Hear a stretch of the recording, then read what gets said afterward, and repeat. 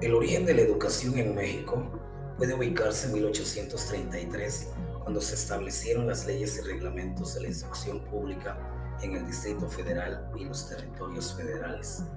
El proceso histórico ha demostrado que la enseñanza no siempre estuvo relegada al aprendizaje de los libros, de manera que la observación y el autoaprendizaje formaron parte fundamental del proceso de formación académica, resaltando que había un verdadero interés por descubrir la forma en que se constituía el conocimiento, y esto creaba las condiciones para la formación de nuevas ramas pedagógicas de acuerdo a McLuhan. El proceso histórico en la creación de planes académicos formalizó el estudio y estableció las medidas y patrones para el correcto desarrollo de los estudiantes a través del aprendizaje de libros y manuscritos,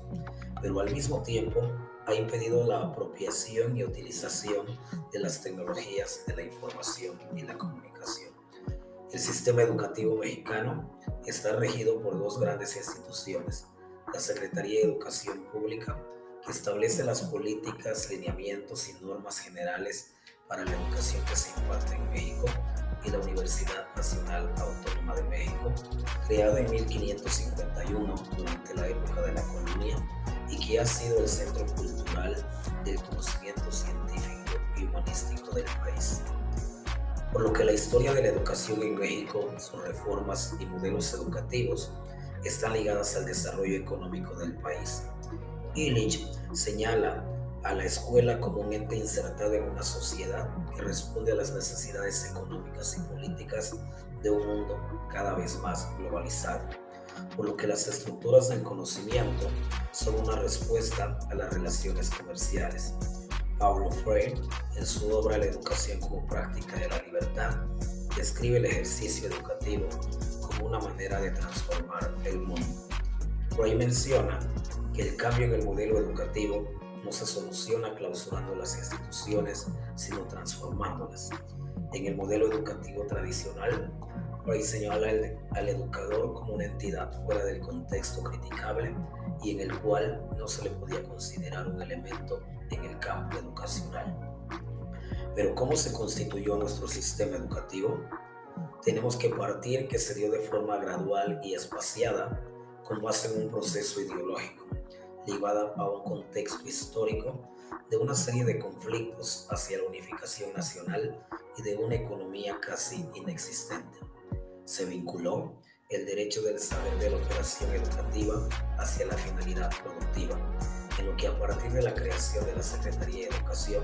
se conjugaron dos grandes actores, el político y el educativo. Desde inicios del siglo XX hasta nuestros días, una de las principales características del sistema educativo ha sido su verticalidad.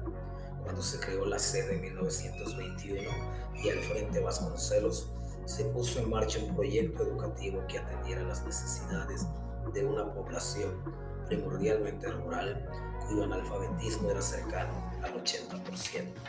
Si bien el sistema educativo mexicano es un precursor de un proceso más económico que social, en su propio desarrollo histórico empieza desenvolviéndose bajo un carácter humanista nacionalista con Vasconcelos y posteriormente con Pasos en un proceso de mejoramiento de las capacidades y actitudes técnicas de los estudiantes. 2 décadas después, con Torres Bodet, el proyecto educativo nacional inicia con la expansión de la cobertura en todo el territorio.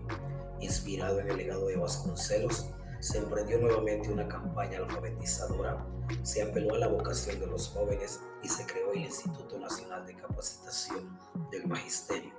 para estimular el trabajo docente en el campo e impulsar su desarrollo profesional. Por otra parte, no olvidemos que gran parte del proceso de expansión y desarrollo de la educación en México se conoce como educación socialista, siendo uno de los objetivos de esta reforma que la educación debería ser puerta para integrar las soluciones educativas al problema social de México. Y es aquí donde podemos mencionar de igual forma que gran parte de lo sucedido en materia educativa en México en 1940 a 1980 se resume en un proceso en el que se orientó a cubrir en todo lo posible la educación la mayor parte de la población en el nivel básico, algo significativo para un país en proceso de crecimiento industrial. Pero también, a finales de esta década, se da una descentralización de la educación. Los acuerdos educativos y las sucesivas reformas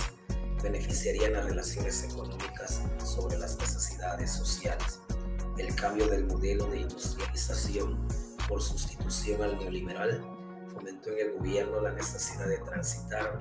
del interés humanista en la educación al desarrollo técnico. La característica más relevante del proceso educativo nacional desde finales de los 70 es que se ha beneficiado de forma económica y en cantidad de recursos materiales a las escuelas de nivel medio y superior. Sin embargo, y de acuerdo con Muñoz, se reconoce que gran parte de la deserción estudiantil no solo responde a la dificultad económica para concluir sus estudios, sino también se basa en la falta de recursos que tienen los centros escolares para establecer un mínimo esfuerzo en la capacitación docente. En el Plan Nacional de Educación del 95-2000, la Secretaría de Educación se estableció como prioridad hacer llegar la educación a la mayor parte de la población, lo que hace necesario recurrir a métodos y herramientas no convencionales de la aplicación de las tecnologías de la información y la comunicación. Por otro lado, la educación es fácilmente cuantificable en estadísticas de ingreso y egreso escolar, sin considerar sus condiciones sociales. En este sentido, no existe una relación causal entre el nivel de educación con respecto a la miseria en la que se vive. Es así que los estudiantes al ingresar o egresar del nivel medio superior se enfrentan a problemas para insertarse al mercado laboral. Pero ¿cuáles son los fines de la educación? La escuela ha dejado de ser el único lugar para aprender, y la afinidad de fuentes de información nos obligan a replantear las capacidades que los alumnos deben desarrollar en su paso por la educación obligatoria. Las disciplinas en torno a las cuales está organizada la enseñanza siguen vigentes y son necesarias por organizar sistemáticamente el aprendizaje, que conforman núcleos de conocimientos básicos que se requieren para la comunicación efectiva, el pensamiento lógico y la comprensión del entorno en que vivimos. El artículo 3 de la Constitución establece que el sistema educativo debe desarrollar armónicamente todas las facultades del ser humano y fomentar en él a la vez el amor a la patria, el respeto a los derechos humanos y a la conciencia de la solidaridad internacional. Para hacer realidad estos principios, es fundamental plantear qué mexicanos queremos formar y tener claridad sobre los resultados que esperamos de nuestro sistema educativo. Se requiere además que el sistema educativo cuente con la flexibilidad suficiente para alcanzar estos resultados en la amplia diversidad de contextos sociales, culturales y étnicos de México. Como conclusiones, nos enfrentamos a la necesidad de construir un México más libre, justo y próspero, que forme parte de un mundo cada vez más interconectado, complejo y desafiante. En este contexto, la reforma educativa nos da la oportunidad de sentar las bases para que cada mexicano y mexicana, y por ende nuestra nación,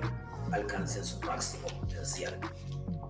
Esto significa no solo que el Estado debe garantizar el acceso a la escuela a todos los niños, niñas y jóvenes, independientemente de su entorno socioeconómico, origen étnico o género,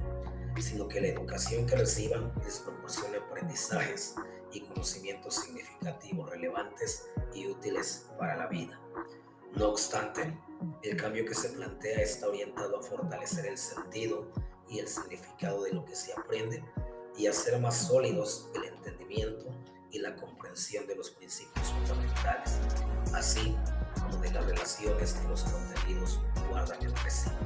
En este sentido, valdría la pena considerar los planteamientos de McLuhan y Frey, ya que es complicado suponer que se puede estructurar desde cero un nuevo planteamiento educativo nacional, ya que en la medida de que los objetivos educativos respondan a las necesidades sociales y logren fomentar un nivel de superación observable en los niveles de pobreza, se podrá considerar vinculante la